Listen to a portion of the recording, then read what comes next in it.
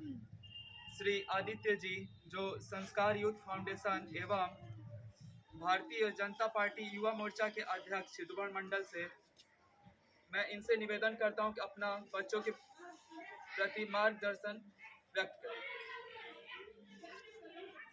पहले आप लोग नारा लगाएंगे, भारत माता की जय। भारत माता की जय।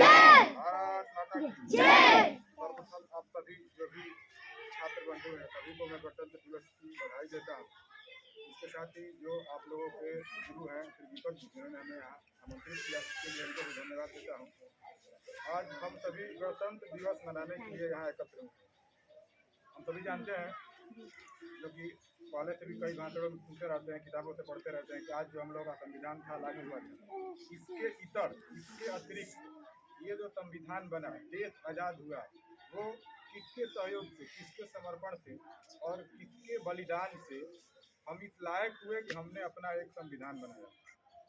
इसके बारे में तो बताएगा।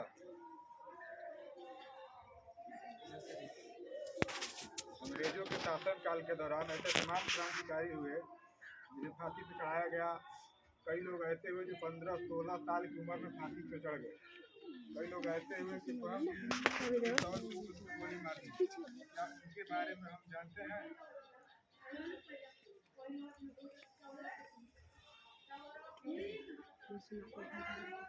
चुप नहीं कर रहे थे। अंग्रेजों ने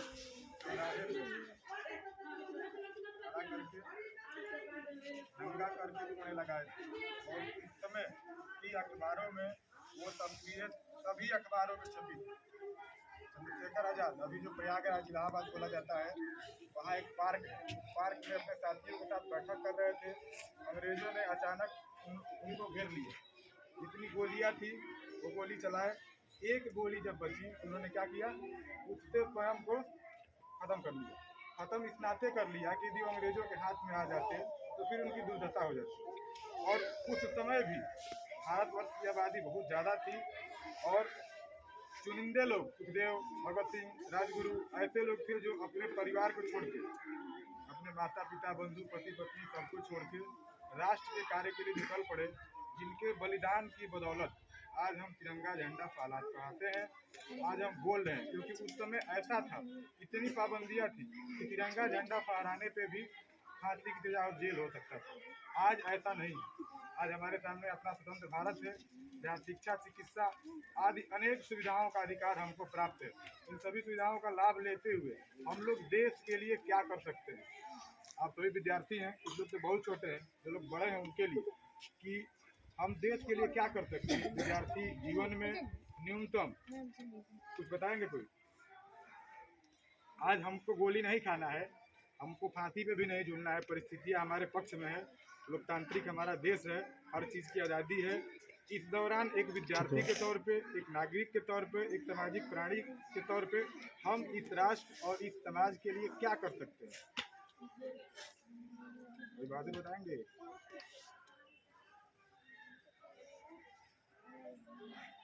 इधर से आप लोग बताने का कृपा करें, आप लोग सीनियर बॉयज हैं।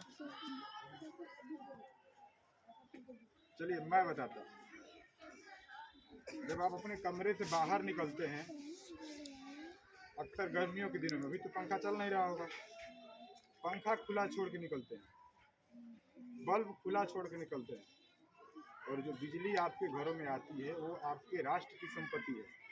आपको सीमा पे अभी गोली चलाने नहीं जाना है, आप पढ़ रहे हैं, अंग्रेजी शासन नहीं है, तो आप अपने राष्ट्र के प्रति यदि योगदान देना चाहते हैं तो आप अपने राष्ट्र की संपत्ति को बचाने के लिए उस स्विच को ऑफ करके कमरे से बाहर निकलेंगे।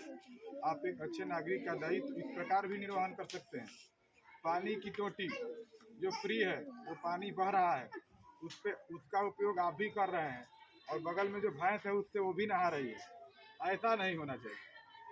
जब आप अपना काम पूरा करते हैं तो आप उसको बंद करेंगे। आपको कहीं नहीं जाना है, आपको कोई लड़ाई अब नहीं लड़नी है।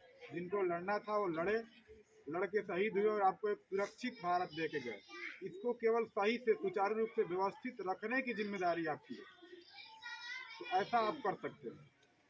आप सड़क पे जा रहे हैं साइकिल लेके, बाइक लेके, आपके मोहल्ले का कोई छोटा बच्चा, कोई बुजुर्ग सड़क के किनारे से गुजर रहा है तो आप उसके पास से बाइक नचाते हुए नहीं निकलेंगे। जरूरी नहीं है कि वो आपके घर के बुजुर्ग हों, वो किसी के घर के बुजुर्ग हों। यदि आप पैदल हैं, कोई बुजुर्ग हैं जिनका पैर काँप रहा है, जिनका डंडा हाथ काँप रहा है, आप उनसे रुक के पूछ लेंगे कि दादाजी क्या आपको सहयोग की जरूरत है, क्या आप उनका हाथ पकड़ के सड़क उस पार कर दीजिए। आपको अब अंग्रेजों से लड़ाई नहीं लड़ना है, आपका जो समाज है केवल उसको सुव्यवस्थित ढंग से चलाना है। ऐसा करके आप बिना किसी खर्चे के राष्ट्र की सेवा कर सकते हैं। आप वृक्षारोपण कर सकते हैं, वृक्षारोपण करके उस वृक्ष की चिंता कर सकते हैं, उसकी रक्षा कर सकते हैं। ऐसे छोटे छोटे कार्य जो समय समय पे आपको दीपक जी आपके अध्यापक हैं, पढ़ाते हैं, बताते रहेंगे। जैसे आप लोग हमको बुलाएंगे, हम भी कुछ चीज़ें बताते रहेंगे। अभी कोई उतना इशू नहीं है कि आपको बहुत बड़ा काम करना है और अपनी पूरा समय पूरी ऊर्जा दे देना है, लेकिन छोटी छोटी चीज़ें आप करके जो अभी इस उम्र में आप यही कर सकते हैं। तो इतना यदि आप करेंगे तो आप एक सच्चे देशभक्त हैं, आप इस राष्ट्र के एक सम्मानित नागरिक हैं। और नहीं तो फिर नारे लगाने से और हमारे बोलने से और तिरंगा झंडा फहराने से आपके देश की स्थिति, आपके समाज की स्थिति, आपके गांव की स्थिति और आपके ज़िले की स्थिति में कोई सुधार होने वाला नहीं है। जो आप घर से बाहर निकलते हैं वहाँ कूड़ा करकट का ढेर है।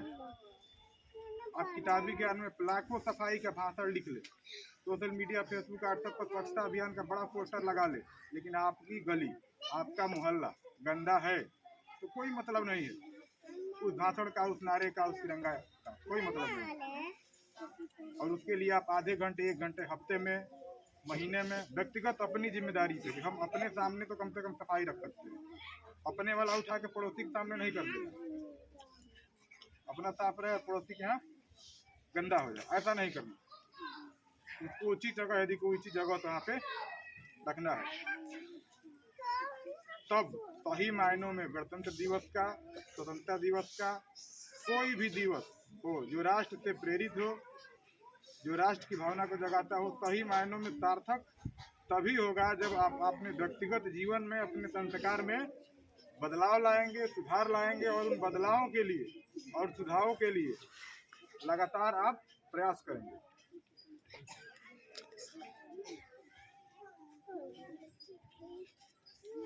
क्योंकि आपका जो संस्कार है वही आपके समाज में प्रदर्शन करेगा। आपके अध्यापक का, आप यहाँ से पढ़ के जाते हैं, आपके चलने का ढंग, आपके बोलने का ढंग और आप किसी को कैसे नमस्ते करते हैं, आप कैसे बिहेव करते हैं, वो सीधे आपके टीचर को जस्टिफाई करेगा। वो आपके टीचर के व्यक्तित्व को पूरा परिभाषित कर देगा। भाई ये कहाँ के बच्चे हैं, तो दीपक जी के यहाँ के बच्चे हैं। और यही बच्चे जब बाहर जाते हैं, जब उनकी भाषा बदलेगी, जब आपकी भाषा गलत रहेगी, तो लोग सीधे आपके टीचर के बारे में धारणा बना लेंगे। आप किस स्तर की शिक्षा ग्रहण करते हैं वो अनुमान लगा लेंगे। और फिर जिस परिश्रम से आपको अध्यापक पढ़ाते हैं और जो समय आप पढ़ने के लिए यहाँ देते हैं, उसका कोई सार्थक उपयोग नहीं है यदि आपके बोलचाल, आपके रहने का ढंग, आपके कपड़ा पहनने का ढंग यदि वेल मेंटेन नहीं है, सुव्यवस्थित नहीं है, अपने समाज के मानक के अनुसार नहीं है, तो फिर कोई अर्थ नहीं।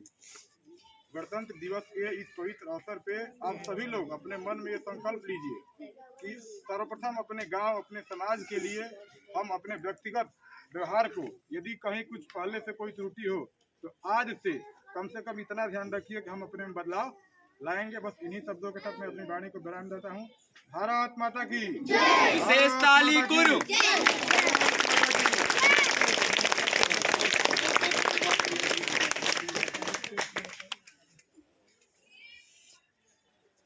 हम लोग के बीच